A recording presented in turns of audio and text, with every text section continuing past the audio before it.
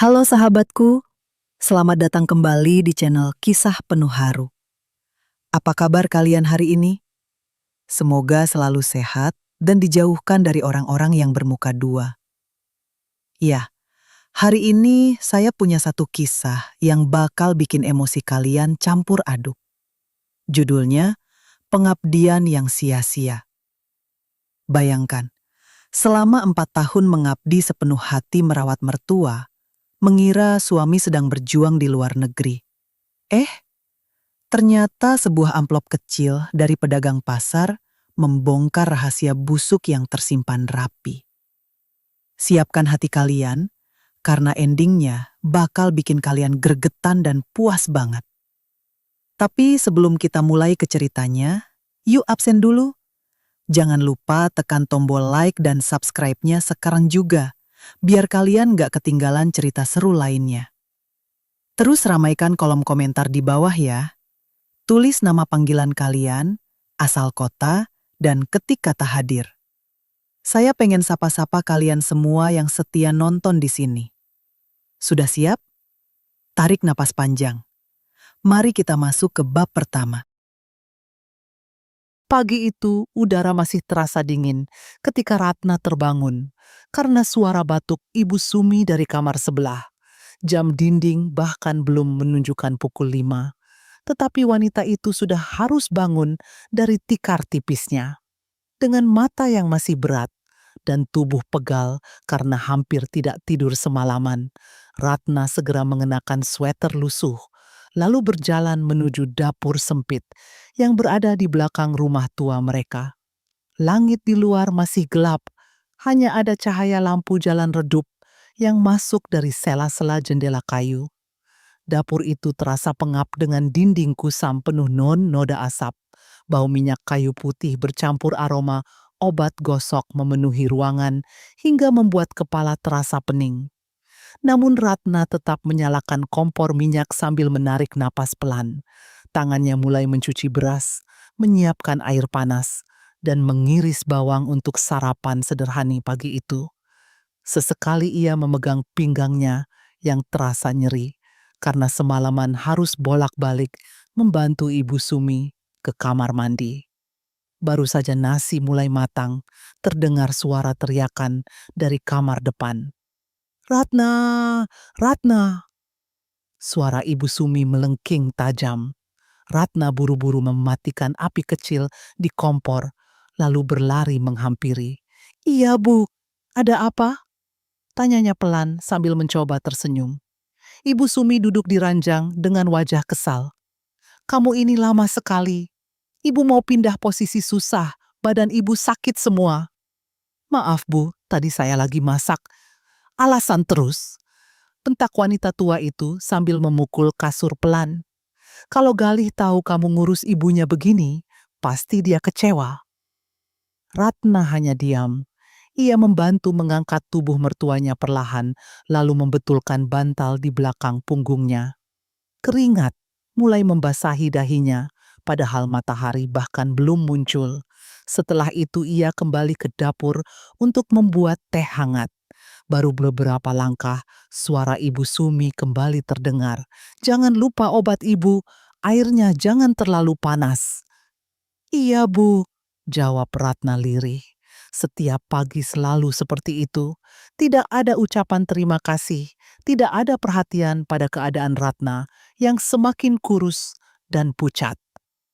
Meski begitu, Ratna tetap bertahan karena ia percaya semua ini hanyalah ujian sementara sebelum Galih sukses bekerja di Kalimantan.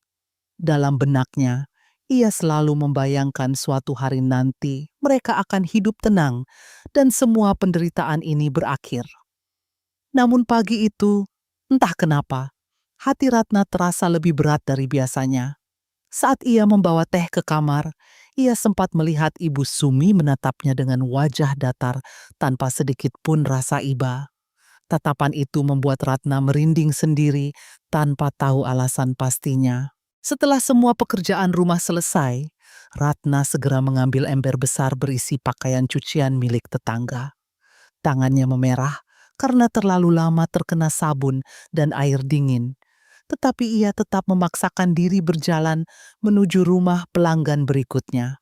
Gang sempit di kampung itu mulai ramai oleh suara ibu-ibu yang berjualan sayur dan anak-anak sekolah yang berlarian.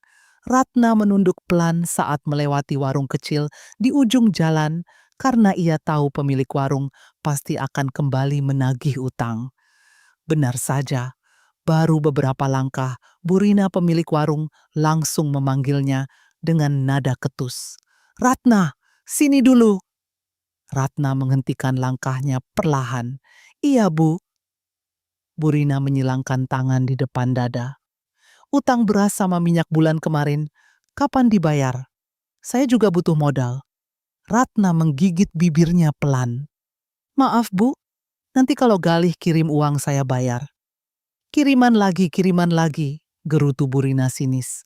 "Suamimu itu kerja beneran gak sih di Kalimantan?" Pertanyaan itu membuat Ratna terdiam sesaat. Dadanya terasa tidak nyaman, tetapi ia tetap mencoba tersenyum tipis. "Kerja kok, Bu. Mungkin lagi susah di sana." Burina mendecakkan lidah lalu kembali masuk ke warung. Ratna melanjutkan langkah dengan wajah tertunduk menahan malu. Ember besar di tangannya terasa semakin berat, seolah seluruh beban hidup ikut menekan bahunya. Sesampainya di rumah pelanggan, Ratna langsung mencuci tumpukan pakaian sambil jongkok di dekat sumur tua. Air dingin mengenai tangannya yang sudah lecet-lecet hingga terasa perih. Di tengah kesibukan itu, seorang tetangga bernama Mbak Yuni datang menghampiri sambil membawa anak kecilnya. "Ratna, kamu nggak capek kerja terus?" tanya Mbak Yuni prihatin. Ratna tersenyum kecil. "Capek sih, Mbak, tapi mau gimana lagi? Gali jarang pulang ya?" "Iya, katanya proyek tambang lagi sibuk." Mbak Yuni menghela napas panjang. "Kamu terlalu baik, Ratna. Aku kalau jadi kamu mungkin udah marah." Ratna hanya tertawa kecil, meski sebenarnya hatinya terasa nyeri. Ia masih berusaha membela suaminya di depan semua orang. Baginya, Galih adalah alasan ia bertahan sejauh ini. Meski sering dimarahi dan dibiarkan hidup susah, Ratna tetap percaya suatu hari nanti suaminya akan pulang membawa kehidupan yang lebih baik.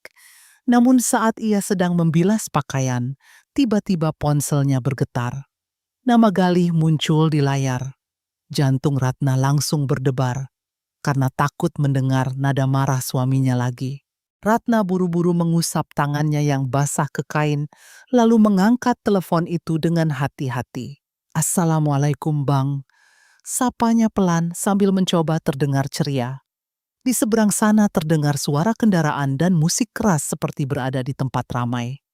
"Kenapa telepon terus semalam?" bentak Galih tanpa basa-basi. Ratna langsung gugup. "Maaf, Bang, tadi ibu sakit lagi. Obatnya habis jadi Ratna bingung." Bingung, kamu itu tiap bulan minta uang terus." Suara Galih meninggi. "Aku kerja di sini juga susah." Ratna menunduk sambil memainkan ujung bajunya. Ratna cuma minta tambahan sedikit buat beli obat dan bayar listrik. Galih malah tertawa sinis. "Kamu pikir uang jatuh dari langit?" Ratna terdiam beberapa detik sebelum memberanikan diri bicara lagi. "Bang, kapan pulang? Ibu sering nanyain." "Belum tahu, jangan ganggu aku terus." Sebelum Ratna sempat menjawab, suara seorang wanita terdengar samar dari seberang telepon. "Sayang, ayo buru." Ratna langsung membeku. Napasnya tertahan sesaat. "Bang, itu suara siapa?" tanyanya pelan penuh curiga. Namun Galih langsung memotong cepat. "Itu suara TV. Udah, aku sibuk." Tut, tut, tut, telepon terputus begitu saja.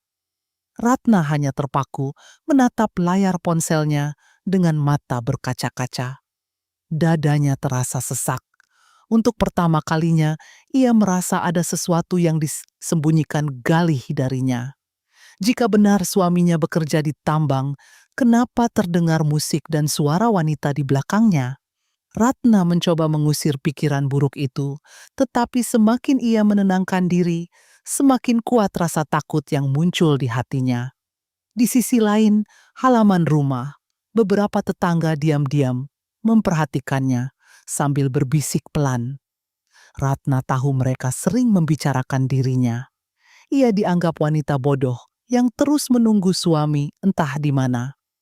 Dengan tangan gemetar, Ratna memasukkan ponselnya ke saku, lalu kembali mencuci pakaian. Air mata perlahan jatuh bercampur dengan air sabun di tangannya. Tetapi di balik kesedihan itu, benih kecurigaan mulai tumbuh pelan di dalam pikirannya. Malam itu rumah terasa lebih sunyi dari biasanya. Lampu ruang tengah yang redup membuat bayangan dinding tampak menyeramkan. Ratna baru saja selesai memijat kaki Ibu Sumi ketika ponsel wanita tua itu berdering. Begitu melihat nama Galih di layar, wajah Ibu Sumi langsung berubah cerah. "Nah, anak ibu nelepon," katanya cepat sambil mengambil ponsel itu. Ratna berdiri hendak keluar kamar, tetapi langkahnya terhenti ketika mendengar suara Ibu Sumi yang tiba-tiba terdengar sangat kuat dan bersemangat. "Galih, gimana kabarnya?" tanya Ibu Sumi sambil tertawa kecil. Ratna diam di dekat pintu. Keningnya mulai berkerut. Biasanya mertuanya selalu mengeluh kesakitan, bahkan untuk sekadar duduk. Namun sekarang suaranya terdengar sehat dan penuh tenaga. Di seberang telepon, suara Galih terdengar samar. Ibu Sumi kembali tertawa keras. "Hahaha, masa sih? Aduh, kamu bisa aja." Ratna makin bingung. Baru 1 jam, lalu wanita tua itu mengaku badannya nyaris lumpuh dan tidak kuat bergerak. Tetapi sekarang ia bahkan bisa tertawa panjang tanpa kesulitan bernapas sedikit pun.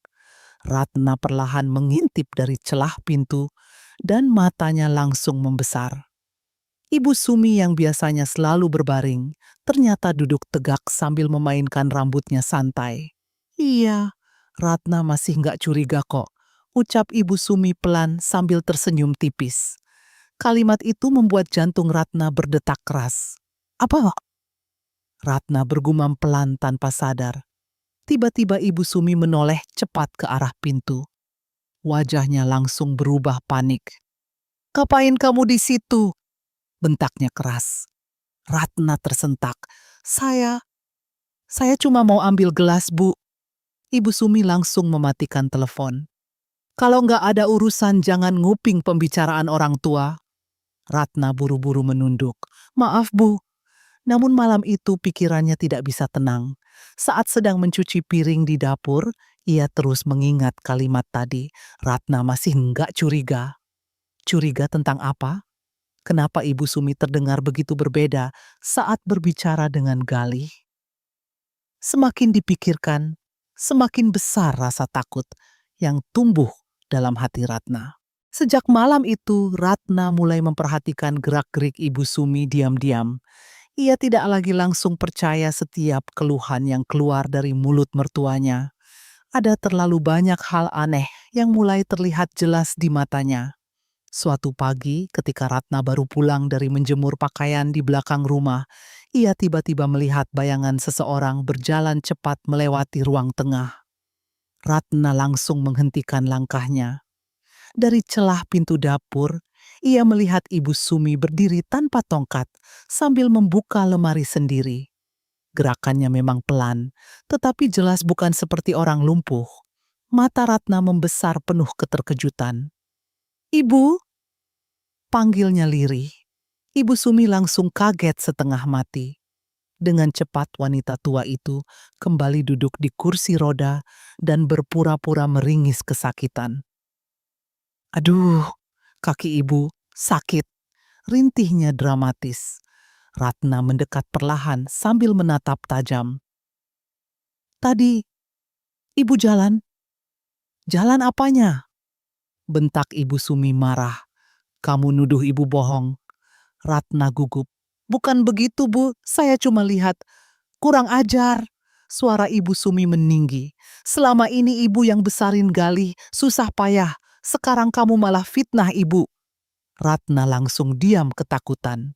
Namun jauh di dalam hatinya, ia yakin apa yang dilihatnya tadi nyata. Tidak mungkin matanya salah. Sejak saat itu, suasana rumah berubah semakin tegang. Ratna mulai sering memergoki hal-hal ganjil. Kadang ia mendengar suara langkah kaki di malam hari, tetapi ketika diperiksa, Ibu Sumi sudah kembali pura-pura tidur di kursi rodanya. Kadang ia melihat mertuanya membawa sesuatu, lalu buru-buru menyembunyikannya saat Ratna datang. Semua itu membuat Ratna semakin yakin ada rahasia besar yang selama ini ditutupi dari dirinya. Sore itu langit mulai berubah jingga. Ketika Ratna selesai mengangkat jemuran di belakang rumah, tubuhnya terasa lelah setelah seharian mencuci pakaian tetangga. Tetapi ia masih harus menyiapkan makan malam untuk Ibu Sumi. Saat melewati lorong menuju kamar depan, langkah Ratna tiba-tiba terhenti. Dari pintu kamar yang sedikit terbuka, ia melihat sesuatu yang membuat dadanya langsung berdebar keras. Ibu Sumi yang selama ini mengaku sulit bergerak tampak berdiri setengah membungkuk di samping ranjang. Dengan gerakan cepat, wanita tua itu memasukkan sesuatu ke bawah kasur sambil sesekali menoleh ke arah pintu seperti takut ketahuan. Ratna memicingkan mata, mencoba melihat lebih jelas. Benda itu tampak seperti tumpukan amplop atau buku kecil berwarna gelap. Baru beberapa detik memperhatikan, papan lantai kayu di bawah kaki Ratna berbunyi pelan. Krek! Ibu Sumi langsung menoleh dengan wajah kaget. Matanya membesar penuh kepanikan. Dengan cepat ia kembali duduk di ranjang, lalu menarik selimut hingga menutupi kaki. Ratna! Bentaknya keras. Ratna masuk perlahan sambil membawa keranjang pakaian. Saya cuma mau taruh baju bersih, Bu, katanya hati-hati. Namun wajah Ibu Sumi terlihat sangat tegang. Napasnya memburu seperti orang ketahuan melakukan sesuatu. Siapa suruh masuk kamar ibu tanpa izin? Bentaknya lagi sambil menatap tajam. Ratna semakin bingung. Biasanya saya memang masuk buat nyimpan pakaian. Keluar! Teriak Ibu Sumi tiba-tiba sampai Ratna tersentak. Suasana rumah langsung terasa mencekam. Bahkan suara kipas angin tua di sudut kamar terdengar jelas karena hening yang mendadak muncul. Ratna menatap mertuanya dengan kening berkerut. Bu, tadi ibu sembunyiin apa? Tanyanya pelan namun penuh rasa curiga. Wajah Ibu Sumi langsung berubah merah. Nggak ada apa-apa, kamu jangan macam-macam, Teta. Ratna memberanikan diri melangkah mendekat. Saya lihat sendiri tadi. Belum selesai bicara, Ibu Sumi memukul kasur keras. Kamu sekarang berani nuduh ibu maling? Suaranya melengking tinggi. Ratna langsung mundur selangkah. Ia belum pernah melihat mertuanya semarah itu. Saya nggak nuduh apa-apa, Bu, jawab Ratna pelan. Namun Ibu Sumi terus membentak tanpa henti. Dasar menantu nggak tahu diri. Sudah numpang di rumah ini malah curiga sama orang tua. Ratna menggigit bibir menahan kesal. Di dalam hatinya, ia semakin yakin ada sesuatu yang disembunyikan. Apalagi tadi ia melihat jelas Ibu Sumi bergerak cepat, tanpa terlihat kesakitan sedikit pun. Saat Ratna keluar kamar, ia masih sempat mendengar suara ranjang bergeser pelan dari dalam. Seolah wanita tua itu kembali memastikan benda rahasia tadi tetap aman tersembunyi. Sejak kejadian itu, suasana rumah terasa jauh lebih dingin dan penuh ketegangan. Malam harinya, Ratna sama sekali tidak bisa memejamkan mata. Ia hanya berbaring di tikar tipis sambil memandangi langit-langit kamar yang mulai lapuk dimakan usia. Di luar rumah, hujan rintik turun perlahan membasahi atap seng hingga menimbulkan suara berisik yang terus terdengar sepanjang malam. Sesekali, angin dingin masuk dari celah jendela kayu yang tidak rapat. Ratna menarik selimut lusuh hingga ke dada, tetapi pikirannya tetap kacau. Bayangan wajah panik Ibu Sumi sore tadi terus muncul di kepalanya. Sebenarnya apa yang disembunyikan? Gumamnya pelan. Ia memejamkan mata mencoba menenangkan diri, tetapi justru semakin banyak kenangan lama bermunculan. Ratna teringat tahun pertama pernikahannya dengan Galih.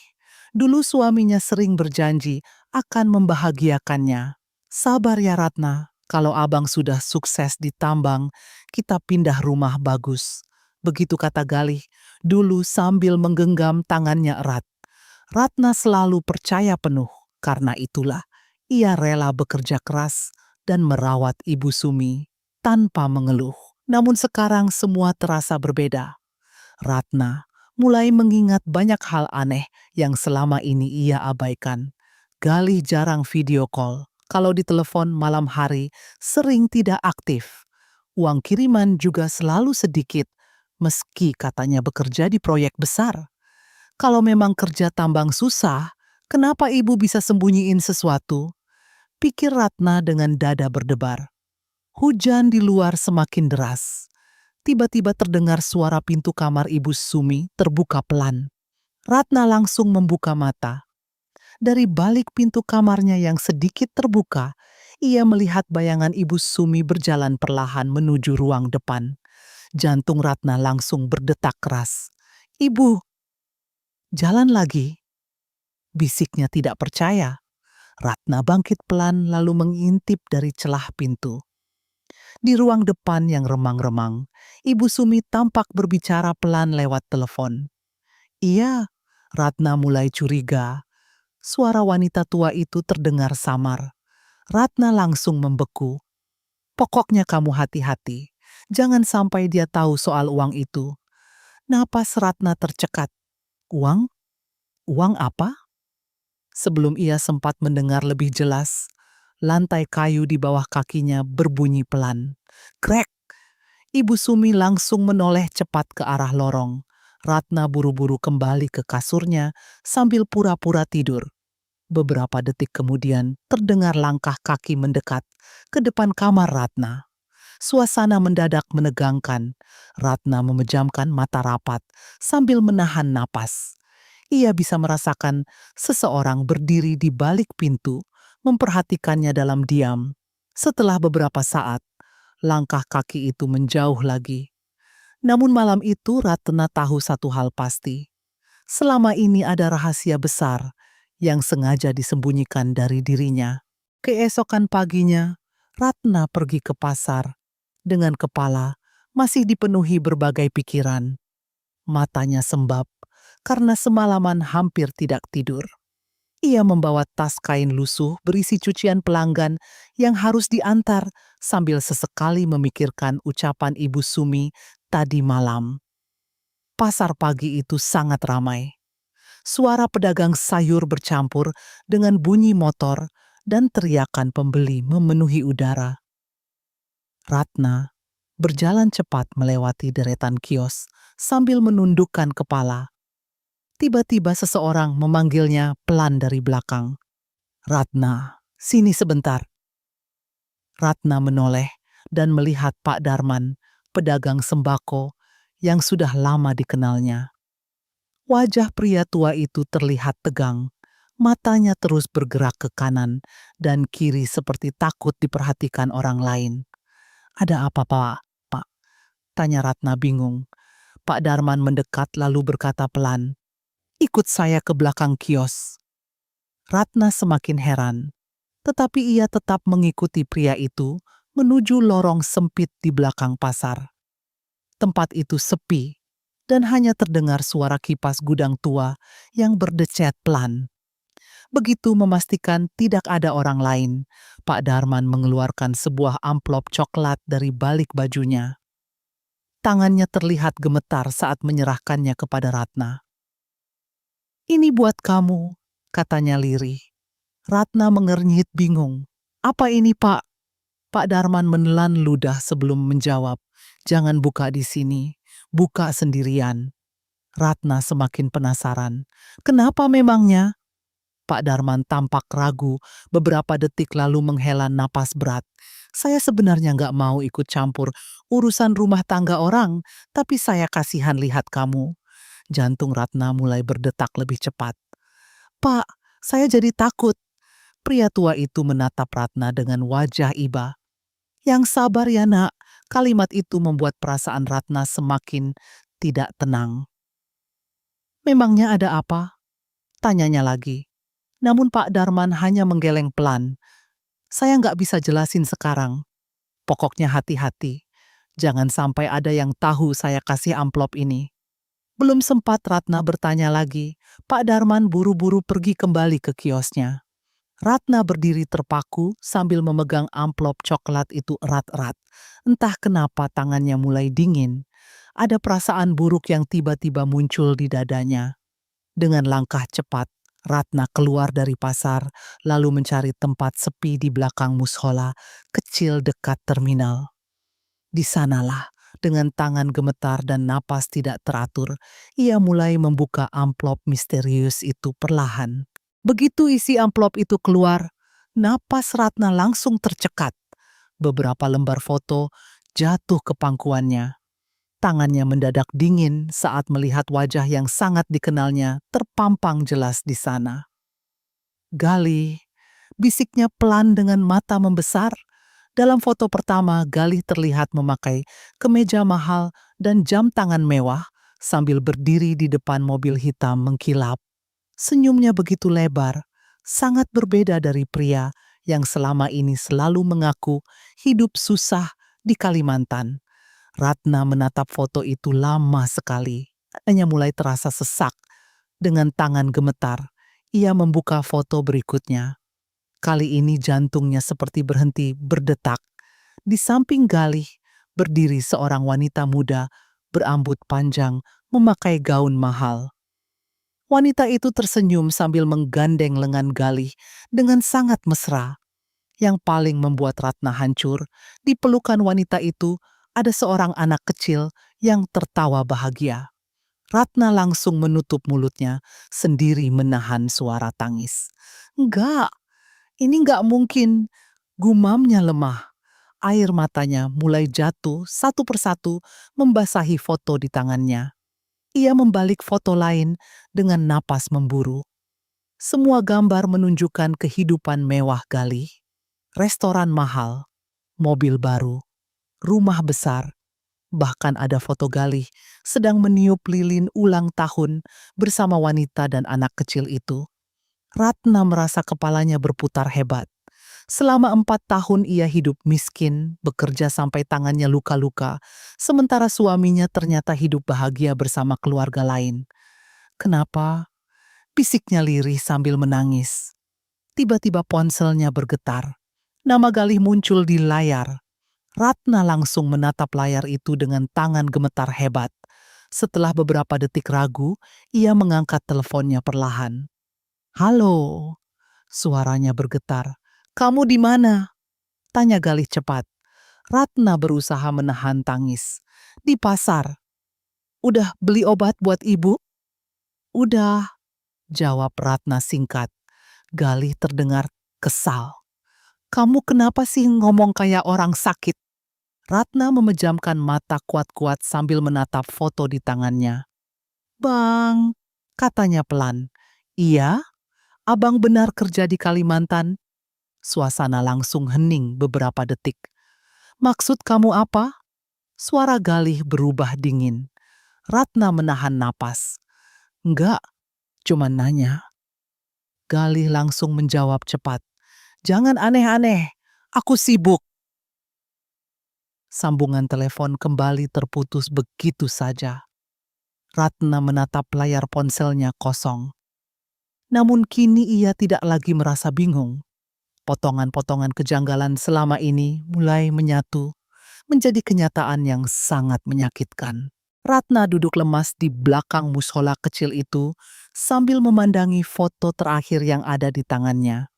Foto itu memperlihatkan Galih berdiri di depan rumah besar 2 lantai dengan pagar tinggi berwarna hitam. Lampu taman terlihat mewah, sementara sebuah mobil mahal terparkir di halaman depan. Namun bukan rumah itu yang membuat hati Ratna hancur sepenuhnya. Di foto tersebut, Galih sedang memeluk wanita bernama Clara dengan wajah penuh kebahagiaan. Senyum pria itu terlihat tulus, sesuatu yang sudah lama tidak pernah Ratna lihat. Di bawah foto tertulis tanggal dan sebuah kalimat kecil hasil cetakan kamera. Makan malam keluarga. Ratna langsung menutup mulutnya, menahan isak tangis. Keluarga, bisiknya pelan. Kata itu terasa seperti pisau yang menusuk dadanya berkali-kali. Selama ini Ratna menganggap dirinya adalah keluarga Galih. Ia rela hidup sengsara demi suaminya. Ia rela tidak beli baju baru bertahun-tahun.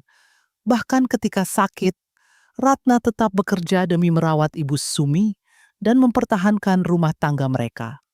Namun ternyata di tempat lain, Galih hidup bahagia bersama wanita lain, seolah Ratna tidak pernah ada. Tangannya gemetar hebat sampai foto-foto itu hampir jatuh. Napasnya terasa sesak. Kepalanya dipenuhi suara-suara masa lalu. Sabar ya Ratna. Abang kerja keras buat masa depan kita. Kalau uang lagi banyak nanti abang pulang. Semua ucapan Galih kini terdengar seperti kebohongan, menjijikan. Ratna menangis tanpa suara sambil memeluk lututnya sendiri. Beberapa orang yang lewat memandang heran, tetapi Ratna sudah tidak peduli. Tiba-tiba ia teringat sesuatu. Clara. Nama itu pernah ia dengar dari mulut Ibu Sumi malam kemarin. Jantung Ratna langsung berdetak lebih keras. Berarti ibu tahu semuanya, pikirnya. Kesadaran itu membuat rasa sedih dalam dirinya perlahan berubah menjadi kemarahan besar. Jadi selama ini mereka bohongin aku. Ratna menggenggam foto itu kuat-kuat sampai jemarinya memutih. Air matanya masih jatuh, tetapi sorot matanya mulai berubah dingin. Untuk pertama kalinya sejak menikah dengan Galih, Ratna merasa ada sesuatu dalam dirinya yang perlahan hancur, lalu berubah menjadi dendam yang sangat dalam. Malam itu suasana rumah terasa jauh lebih sunyi dari biasanya. Ratna duduk sendirian di dapur sambil menatap api kecil di kompor yang mulai meredup. Foto-foto dari amplop coklat tadi siang masih tersembunyi di balik bajunya. Sejak pulang dari pasar, ia tidak banyak bicara. Wajahnya terlihat tenang, tetapi di dalam dadanya amarah dan rasa sakit bercampur menjadi satu. Berkali-kali Ratna mencoba menahan air mata, namun setiap mengingat senyum Galih bersama wanita lain, dadanya kembali terasa sesak. Dari ruang depan terdengar suara televisi kecil menyala pelan. Ibu Sumi tampak seperti biasa, pura-pura mengeluh sakit sambil duduk di kursi rodanya. Sesekali wanita tua itu melirik Ratna dengan tatapan curiga. "Kamu kenapa diam aja dari tadi?" tanya Ibu Sumi akhirnya. Ratna yang sedang mengiris bawang hanya menjawab pendek, "Capek, Bu." Ibu Sumi mendecakkan lidah. "Kalau kerja jangan banyak ngeluh." Ratna menggigit bibir menahan emosi. Biasanya ia akan diam dan mengalah, tetapi malam itu setiap ucapan mertuanya terasa seperti racun. Setelah makan malam selesai, Ratna sengaja membereskan dapur lebih lama. Ia merasa ada sesuatu yang akan terjadi malam ini. Benar saja, sekitar pukul 11 malam, Ratna mendengar suara roda kursi bergerak pelan dari ruang depan. Ia langsung mematikan lampu dapur dan berdiri diam di balik pintu. Dari celah kecil, ia melihat Ibu Sumi memegang ponsel sambil berbicara dengan suara berbisik. "Halo, Galih?" Suara wanita tua itu terdengar panik. Ratna langsung menahan napas. Ratna mulai aneh. Tadi dia diam terus. Beberapa detik hening. Ratna mencoba mendengar lebih jelas. "Pokoknya kamu bilang sama Clara, jangan datang dulu ke sini," kata Ibu Sumi lagi dengan nada tegang. Nama itu kembali terdengar. Clara. Jantung Ratna langsung berdegup keras. "Saya takut Ratna tahu semuanya," lanjut Ibu Sumi pelan. Ratna merasakan tubuhnya gemetar. Selama ini ia masih berharap semua foto itu mungkin salah paham. Namun kini semuanya semakin jelas. Ibu Sumi memang mengetahui hubungan Galih dengan Clara. bahkan mungkin sudah lama membantu menyembunyikannya. Iya, uangnya masih aman, bisik Ibu Sumi lagi. Ratna mengepalkan tangannya kuat-kuat. Dalam hatinya muncul rasa marah yang belum pernah ia rasakan sebelumnya. Air matanya jatuh perlahan, tetapi kali ini bukan karena sedih. Itu adalah air mata seorang wanita yang mulai sadar bahwa dirinya selama ini hanya dipermainkan. Tiba-tiba suara kursi roda mendekat ke arah dapur. Ratna buru-buru kembali mencuci piring agar tidak ketahuan menguping. Ibu Sumi muncul di depan pintu sambil menatap tajam. "Belum tidur?" tanyanya curiga. Ratna menoleh pelan sambil tersenyum tipis. "Belum, Bu, lagi beresin dapur." Kedua wanita itu saling menatap beberapa detik dalam suasana yang terasa sangat dingin. Namun malam itu Ratna sudah mengambil keputusan. Ia tidak akan menangis terus-menerus. Ia akan mencari sendiri semua kebenaran tentang Galih dan Clara. Keesokan paginya, Ratna bangun lebih awal dari biasanya. Wajahnya terlihat pucat karena semalaman hampir tidak tidur. Tetapi sorot matanya kini berbeda. Ada ketegasan dingin yang mulai muncul setelah semua pengkhianatan yang ia ketahui. Saat Ibu Sumi masih tidur, Ratna diam-diam mengeluarkan kembali foto-foto dari amplop coklat itu. Ia memperhatikan satu persatu dengan teliti. Di salah satu foto, terlihat papan nama restoran mewah di belakang Galih dan Clara. Tulisan emas besar itu langsung menarik perhatian Ratna. "Jadi kalian sering ke sini?" gumamnya lirih. Ratna kemudian membuka dompet kecilnya. Isinya hanya beberapa lembar uang lusuh hasil upah mencuci pakaian. Ia menghitung perlahan sambil menarik napas berat. Semoga cukup buat ongkos, pikirnya. Setelah menyiapkan sarapan sederhana untuk Ibu Sumi, Ratna berpamitan seperti biasa. "Ratna mau antar cucian dulu, Bu," katanya tenang. Ibu Sumi hanya mengangguk tanpa curiga. "Jangan lama-lama, nanti Ibu mau dipijitin." "Iya, Bu." Begitu keluar rumah, Ratna langsung berjalan cepat menuju jalan raya untuk naik angkot. Sepanjang perjalanan, dadanya terus berdebar kencang. Ia belum pernah pergi ke tempat semewah itu sebelumnya. Pikirannya dipenuhi berbagai kemungkinan menakutkan. Kalau benar Galih ada di sana gimana? Kalau dia lihat aku? Namun Ratna mencoba menguatkan diri. Setelah hampir 1 jam perjalanan, akhirnya ia sampai di depan restoran yang ada di foto. Ratna langsung terdiam, memandang bangunan besar dengan dinding kaca mengilap itu. Mobil-mobil mahal terparkir rapi di halaman depan. Para pegawai berpakaian rapi berdiri menyambut tamu dengan senyum ramah. Ratna refleks melihat bajunya sendiri yang sederhana dan mulai merasa minder.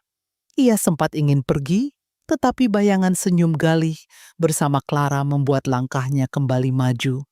Ratna menarik napas panjang, lalu masuk perlahan ke dalam restoran. Pendingin ruangan langsung menyambut tubuhnya yang berkeringat. Lampu gantung kristal dan aroma parfum mahal membuat Ratna merasa seperti berada di dunia lain. Seorang pelayan wanita segera menghampiri sambil tersenyum sopan. "Selamat datang, Kak. Ada reservasi?" Ratna gugup sesaat. Saya cuma mau ketemu teman." "Siapa namanya, Kak?" Ratna menelan ludah sebelum menjawab pelan. "Galih." Pelayan itu langsung tersenyum lebih ramah. "Oh, Pak Galih, beliau pelanggan VIP di sini." Kalimat itu membuat jantung Ratna seperti dipukul keras. Tangannya langsung dingin, namun ia berusaha tetap tenang sambil menahan gejolak amarah di dalam dadanya. Di tempat inilah ternyata Galih menghabiskan hidup mewahnya, sementara Ratna selama ini harus menghitung uang hanya untuk membeli beras. Ratna berdiri kaku di dekat pintu masuk restoran sambil memandangi suasana di sekelilingnya. Musik piano lembut terdengar mengalun dari sudut ruangan. Para tamu tertawa sambil menikmati makanan mahal di atas meja-meja besar bercahaya lilin. Semua terlihat begitu mewah hingga Ratna merasa dirinya sangat kecil di tempat itu.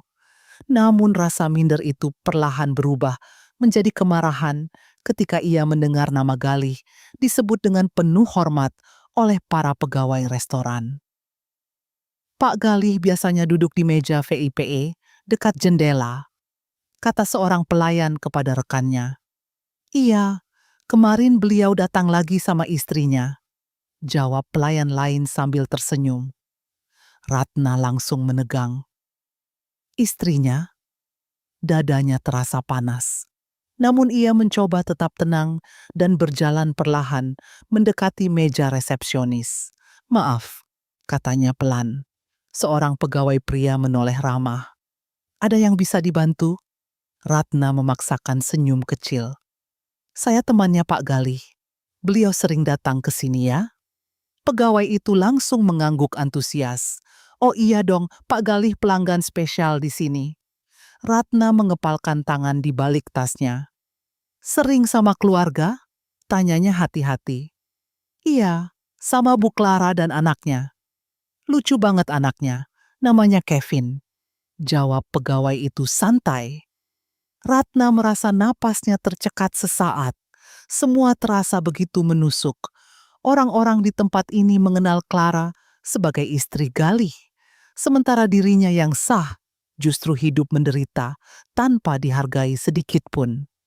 Ratna kemudian duduk di sudut ruangan sambil berpura-pura melihat menu makanan. Dari sana ia memperhatikan banyak hal. Foto Galih ternyata dipasang di papan pelanggan eksklusif restoran bersama tamu-tamu penting lainnya.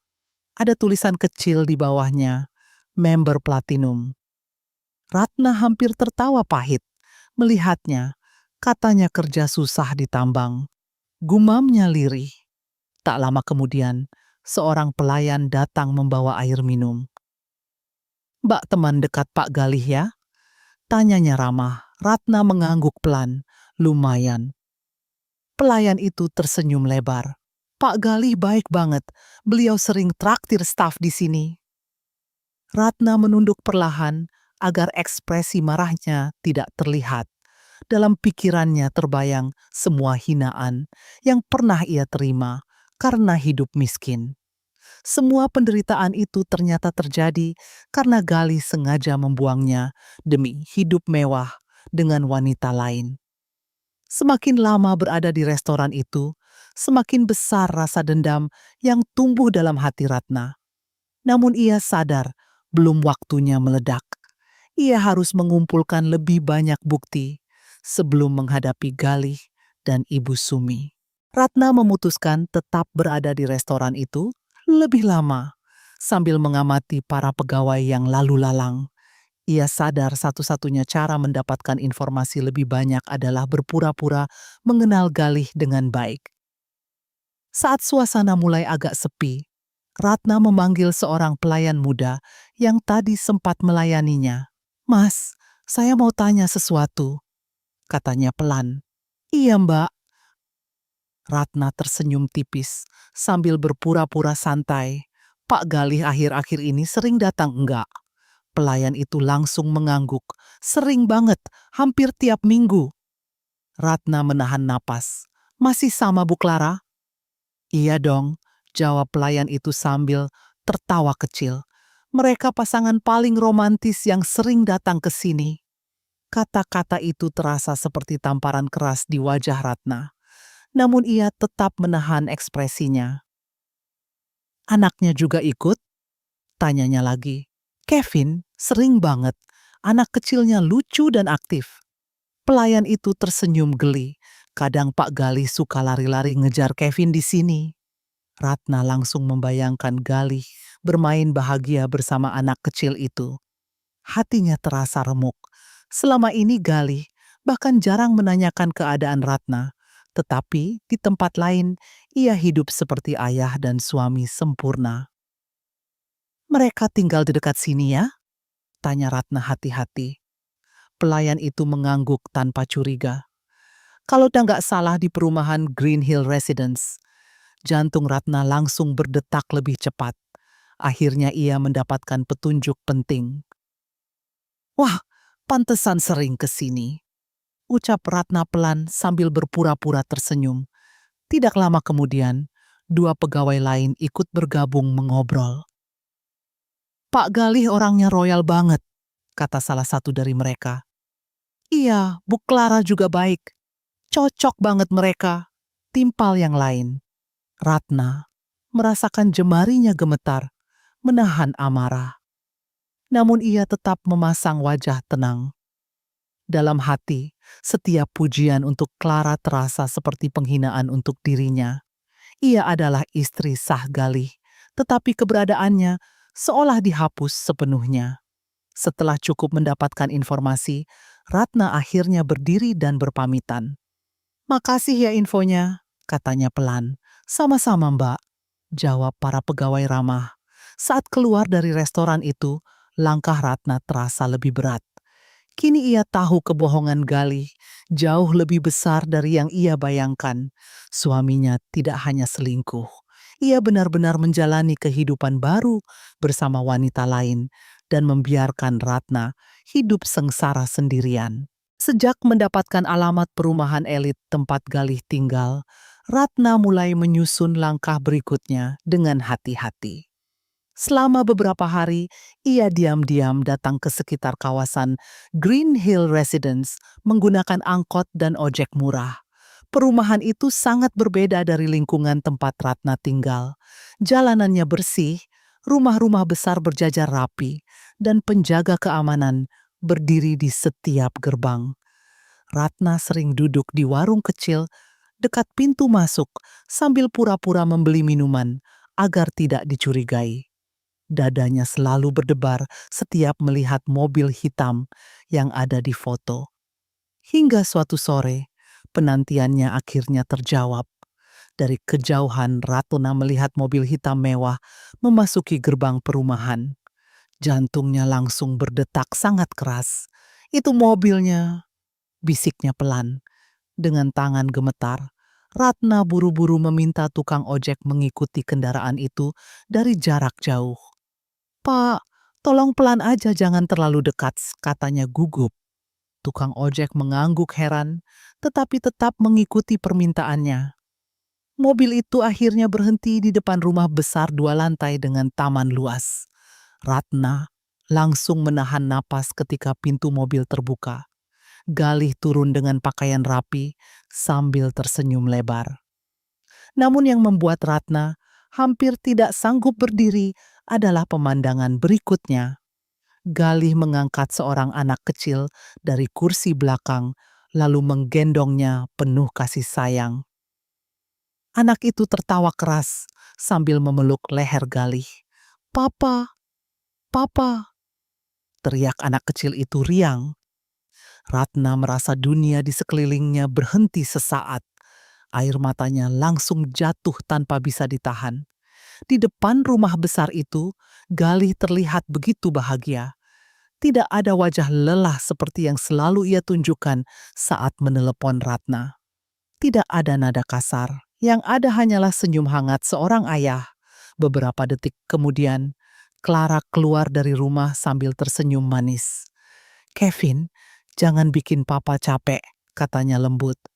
Galih malah tertawa kecil, lalu merangkul wanita itu mesra. Ratna menutup mulutnya sendiri agar tidak menangis keras.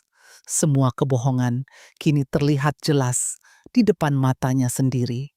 Selama ini, ia hidup seperti pembantu di rumah tua bersama Ibu Sumi, sementara Galih menikmati keluarga bahagia bersama wanita lain.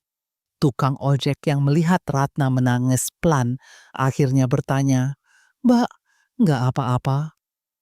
Ratna buru-buru menghapus air matanya. "Nggak apa-apa, Pak," jawabnya lirih. Namun di dalam hatinya, sesuatu benar-benar berubah malam itu. Kesedihan perlahan mulai digantikan oleh dendam yang semakin membara. Ratna masih berdiri diam di balik pohon kecil dekat pagar rumah mewah itu, sambil memandangi Galih yang tertawa bersama Clara dan anak kecil bernama Kevin. Langit sore perlahan berubah gelap, sementara lampu taman di halaman rumah mulai menyala hangat dengan cahaya kekuningan yang membuat suasana keluarga itu terlihat begitu sempurna. Dari dalam rumah terdengar suara musik lembut dan aroma makanan mahal sesekali terbawa angin malam. Namun bagi Ratna, semua pemandangan itu terasa seperti mimpi buruk yang perlahan menghancurkan seluruh hidupnya. Air mata Jara jatuh perlahan tanpa suara membasahi pipinya. Dadanya terasa sesak sampai sulit bernapas. Selama 4 tahun menikah, Ratna tidak pernah melihat Galih tersenyum selembut itu kepadanya. Tidak pernah ada pelukan hangat, tidak pernah ada tatapan penuh cinta, seperti yang kini diberikan Galih kepada Clara. Semua yang Ratna dapatkan hanyalah bentakan, kemarahan, hinaan, dan alasan tentang hidup susah di Kalimantan. Dari kejauhan terdengar suara Kevin tertawa riang. "Papa, ayo main lagi." Galih langsung mengangkat anak kecil itu tinggi-tinggi sambil tertawa lepas. "Awas jatuh dong jagoan papa." Clara ikut tertawa sambil memukul pelan lengan Galih. "Mas, jangan tinggi-tinggi nanti Kevin takut. Anak kita pemberani," jawab Galih sambil tersenyum bangga. Kalimat itu membuat lutut Ratna hampir lemas. Anak kita. Dua kata sederhana yang terasa seperti pisau menusuk berkali-kali ke dadanya. Ratna menutup mulutnya sendiri agar tidak menangis keras. Semua pengorbanan yang selama ini ia lakukan mendadak terasa sangat hina. Ia teringat bagaimana tangannya sering luka karena mencuci pakaian sampai malam demi membeli obat Ibu Sumi. Ia teringat bagaimana dirinya menahan lapar hanya agar listrik rumah tidak diputus. Ia juga teringat malam-malam ketika ia menangis diam-diam karena Galih memarahinya hanya karena meminta tambahan uang belanja. Namun sementara itu, Galih hidup nyaman di rumah besar bersama keluarga barunya. "Kenapa kamu tegak?" bisik Ratna dengan suara bergetar. Tukang ojek yang tadi mengantarnya masih menunggu di pinggir jalan sambil memperhatikan Ratna dengan wajah iba. "Mbak, pulang aja yuk," katanya pelan. Ratna tidak langsung menjawab. Matanya masih terpaku pada Galih yang kini menggandeng Clara masuk ke dalam rumah sambil tertawa bahagia. Tidak ada sedikit pun rasa bersalah di wajah pria itu, seolah Ratna memang tidak pernah ada dalam hidupnya. Seolah 4 tahun penderitaan Ratna hanyalah sesuatu yang pantas diterimanya. Tiba-tiba Kevin berlari kembali keluar rumah sambil membawa balon kecil. "Papa lihat!" teriaknya riang. Galih kembali tertawa sambil mengejar anak itu di halaman. Ratna merasakan dadanya semakin hancur. Selama ini ia bahkan belum pernah merasakan kehangatan memiliki anak karena Galih selalu berkata mereka belum punya uang untuk membangun keluarga. "Ternyata, kamu cuma nggak mau punya keluarga sama aku?" bisik Ratna lirih sambil menangis. Saat pintu rumah besar itu akhirnya tertutup dan suara tawa mereka perlahan menghilang, Ratna mundur beberapa langkah dengan tubuh gemetar. Air matanya masih terus jatuh, tetapi sorot matanya mulai berubah perlahan. Kesedihan yang tadi memenuhi dadanya bercampur dengan kemarahan yang jauh lebih besar dan lebih gelap. Ia mengepalkan tangannya kuat-kuat sampai kukunya menusuk kulit. "Aku nggak akan diam terus," gumamnya lirih. Untuk pertama kalinya sejak menikah dengan Galih, Ratna merasa dirinya bukan lagi wanita lemah yang hanya bisa menangis dan menunggu belas kasihan. Ada sesuatu yang mulai tumbuh di dalam dirinya, sesuatu yang dingin, penuh luka, dan perlahan berubah menjadi dendam yang mengerikan. Malam itu Ratna pulang ke rumah dengan langkah pelan sambil memeluk tas lusuhnya erat-erat. Jalanan kampung sudah mulai sepi. Hanya ada suara televisi dari rumah-rumah tetangga dan gonggongan anjing dari kejauhan. Wajah Ratna terlihat tenang, tetapi di dalam pikirannya ribuan emosi saling bercampur. Begitu membuka pintu rumah, ia langsung mencium aroma minyak kayu putih yang biasa memenuhi ruang depan. Rumah tua itu terasa pengap dan suram, sangat berbeda dengan rumah besar Galih yang hangat dan penuh cahaya tadi sore. Ibu Sumi sedang duduk di kursi rodanya sambil menonton sinetron dengan wajah kesal. "Baru pulang?" tanyanya ketus tanpa menoleh. Ratna meletakkan tasnya perlahan. "Iya, Bu, tadi cuciannya banyak." Ibu Sumi mendecakkan lidah. "Jangan keluyuran terus, rumah berantakan." Biasanya Ratna akan langsung meminta maaf, tetapi malam itu ia hanya diam sambil masuk ke dapur. Saat menyiapkan makan malam, bayangan Galih memeluk Clara terus muncul di kepalanya. Tangannya sampai gemetar saat memotong cabai. Pisau yang dipegangnya bahkan hampir melukai jari sendiri. "Aku bodoh banget selama ini," bisiknya lirih sambil menahan tangis. Namun Ratna sadar, ia tidak boleh gegabah. Ia harus mulai memainkan perannya dengan hati-hati. Saat makan malam dimulai, Ratna sengaja membuka pembicaraan yang membuat suasana langsung berubah tegang.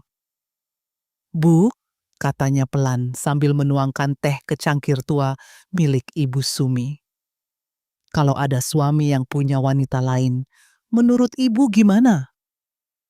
Sendok di tangan Ibu Sumi langsung berhenti bergerak. Wajah wanita tua itu berubah pucat seketika. "Maksud kamu apa?" tanyanya cepat dengan mata melebar. Ratna pura-pura santai sambil mengambil nasi. "Nggak apa-apa, tadi di pasar ada cerita soal laki-laki selingkuh." Ibu Sumi langsung menatap tajam. "Kamu jangan ngomong sembarangan." Bentaknya keras sampai gelas teh bergetar di meja. Ratna mengangkat wajah perlahan. "Saya cuma nanya, Bu." Namun reaksi Ibu Sumi justru semakin aneh. Wanita tua itu terlihat panik dan marah bersamaan. "Kamu ini istri harus tahu diri. Jangan terlalu banyak curiga sama suami." Suaranya meninggi. Ratna menatap lurus ke arah mertuanya sambil mencoba membaca setiap ekspresi di wajah wanita itu. "Kalau suaminya bohong gimana?" tanyanya lagi pelan. Kalimat itu membuat Ibu Sumi langsung berdiri refleks dari kursi rodanya sebelum buru-buru duduk lagi.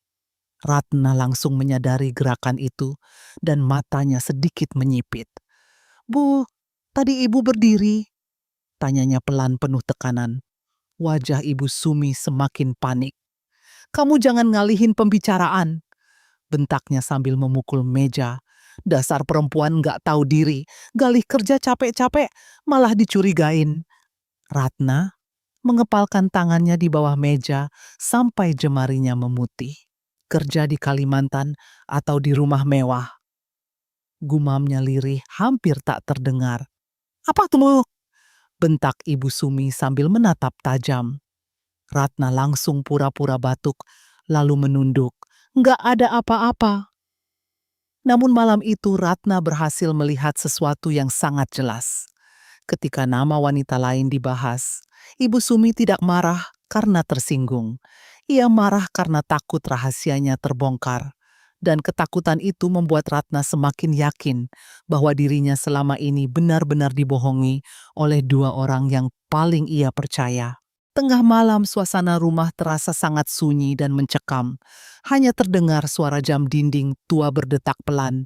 Di ruang tengah diselingi bunyi air hujan yang menetes dari atap bocor di belakang rumah. Ratna masih terjaga di atas kasurnya sambil memandangi langit-langit kamar yang gelap.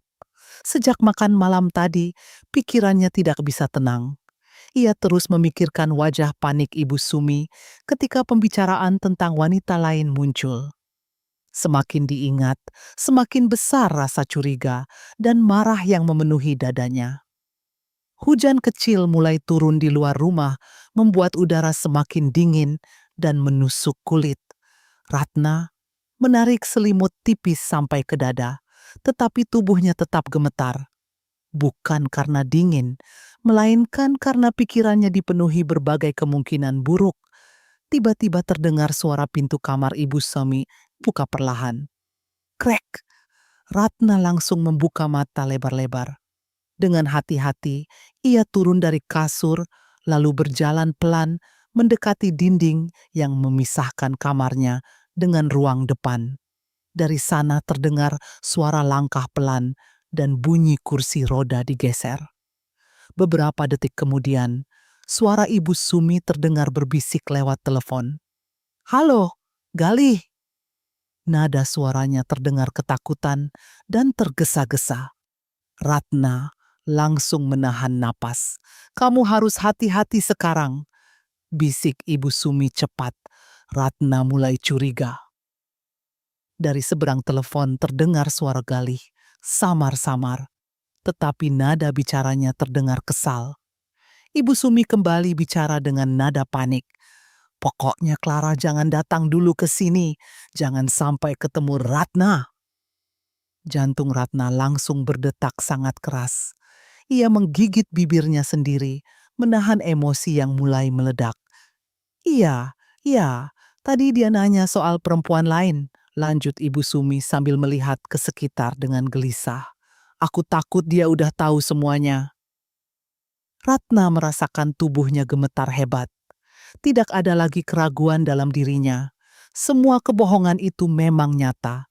Bahkan mertuanya ikut membantu menyembunyikan keluarga baru Galih selama bertahun-tahun. "Uangnya juga jangan dikirim dulu beberapa hari ini," kata Ibu Sumi lagi pelan. "Nanti dia makin curiga." Ratna membelalakan mata. "Uang? Jadi memang ada kiriman uang besar yang selama ini disembunyikan? Sementara dirinya hidup miskin sampai harus berutang di warung dan bekerja sampai tangan lecet." Air mata mulai mengalir lagi, tetapi kali ini bercampur dengan kemarahan yang sangat dingin. Tiba-tiba suara Galih terdengar lebih keras dari telepon. Meski samar, Ratna masih bisa mendengar satu kalimat yang membuat dadanya semakin sakit. "Kalau Ratna macam-macam, usir aja dari rumah." Ratna langsung menutup mulutnya sendiri, menahan sesak. Setelah semua pengorbanannya, merawat Ibu Sumi siang dan malam, dirinya ternyata dianggap tidak lebih dari beban yang bisa dibuang kapan saja. "Iya, nanti aku pikirin," jawab Ibu Sumi pelan sebelum telepon ditutup. Ratna buru-buru kembali ke kasurnya saat mendengar langkah kaki mendekat. Beberapa detik kemudian, bayangan Ibu Sumi terlihat berhenti di depan pintu kamar Ratna. Suasana mendadak sangat mencekam. Ratna memejamkan mata sambil pura-pura tidur. Ia bisa merasakan tatapan wanita tua itu dari balik pintu. Bahkan napasnya terasa semakin berat ketika langkah kaki itu perlahan mendekat, lalu berhenti tepat di depan kamarnya. Setelah beberapa detik yang terasa sangat lama, akhirnya langkah itu menjauh lagi. Namun malam itu, di balik rasa sakit dan penghinaan yang ia dengar sendiri, Ratna mulai menyusun tekad yang jauh lebih berbahaya daripada sekadar menangis dan memohon belas kasihan. Keesokan harinya, Ratna berpura-pura bersikap seperti biasa. Ia menyiapkan sarapan, membantu Ibu Sumi mandi, dan membersihkan rumah tanpa banyak bicara. Namun di dalam pikirannya hanya ada satu tujuan, mencari bukti lebih banyak. Sekitar pukul 10 pagi, seorang tetangga datang memanggil Ibu Sumi untuk menghadiri arisan kecil di rumah sebelah. Awalnya wanita tua itu menolak, tetapi setelah dibujuk beberapa kali, akhirnya ia pergi juga. "Jangan berantakin kamar ibu," bentaknya sebelum keluar rumah. Ratna hanya mengangguk pelan. Begitu suara pintu depan tertutup, jantung Ratna langsung berdegup sangat keras. Tangannya mulai dingin. Ia berdiri beberapa detik di ruang tengah sambil memastikan keadaan benar-benar sepi. Setelah yakin tidak ada siapa-siapa, Ratna berjalan perlahan menuju kamar Ibu Sumi. Pintu kamar itu terasa begitu berat saat dibuka. Aroma minyak kayu putih dan parfum menyengat langsung tercium. Ratna menelan ludah, lalu mulai memeriksa lemari, laci, dan bawah ranjang dengan hati-hati. Awalnya tidak ada apa-apa selain pakaian dan obat-obatan. Namun saat ia mengangkat tumpukan kain lama di sudut lemari, tangannya menyentuh sesuatu yang keras. Ratna langsung menarik benda itu keluar perlahan. Sebuah buku tabungan berwarna biru tua muncul dari balik kain. Napas Ratna langsung tercekat. Dengan tangan gemetar, ia membuka halaman pertama buku tersebut. Mata Ratna langsung membesar melihat angka saldo yang tercetak di sana. Ratusan juta rupiah. Ya Allah, bisiknya lemah. Ia membalik halaman demi halaman dengan napas memburu. Setiap bulan tercatat transfer rutin atas nama Galih dengan jumlah sangat besar. Puluhan juta masuk berkali-kali selama bertahun-tahun. Tubuh Ratna langsung lemas. Selama ini Galih selalu bilang uangnya habis untuk biaya hidup di Kalimantan. Namun kenyataannya, uang itu justru dikirim diam-diam kepada Ibu Sumi, sementara Ratna dibiarkan hidup sengsara. Tangannya mulai gemetar hebat. Air mata jatuh membasahi halaman buku tabungan itu. Aku kerja sampai hampir mati, bisiknya lirih. Tapi kalian simpan uang sebanyak ini. Ratna terduduk lemas di lantai sambil memeluk buku tabungan itu erat-erat. Semua hinaan tetangga, semua utang warung, semua rasa lapar yang pernah ia tahan, tiba-tiba terasa jauh lebih menyakitkan. Ia bukan miskin karena keadaan sulit. Ia miskin karena sengaja dibohongi dan ditelantarkan oleh suaminya sendiri. Ratna menutup buku tabungan itu perlahan.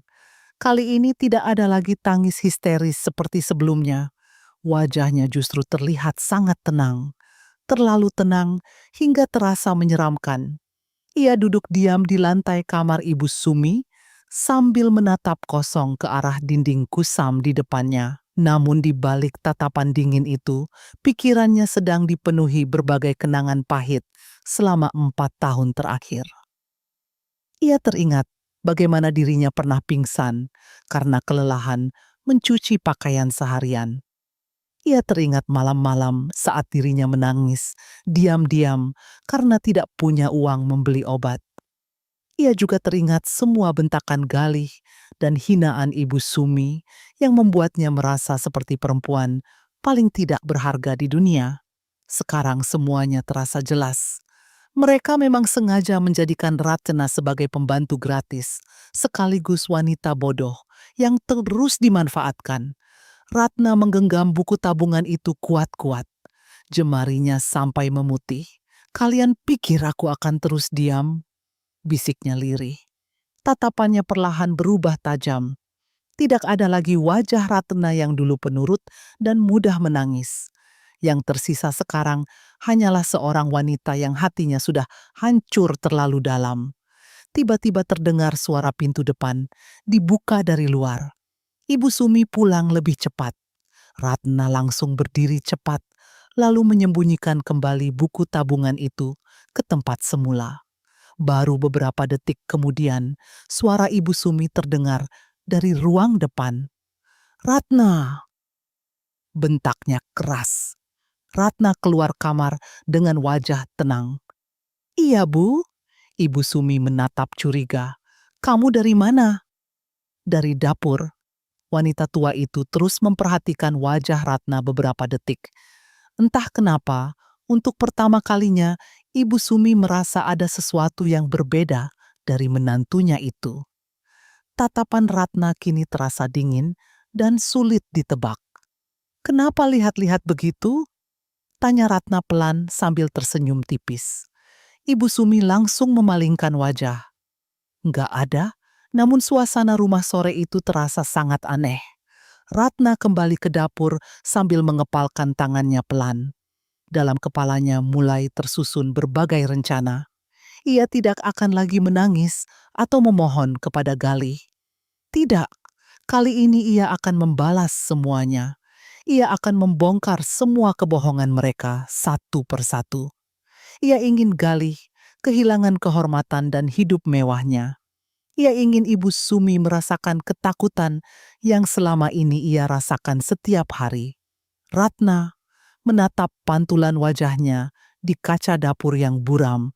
Sekarang giliran kalian yang hancur, bisiknya pelan dengan suara yang nyaris tidak terdengar.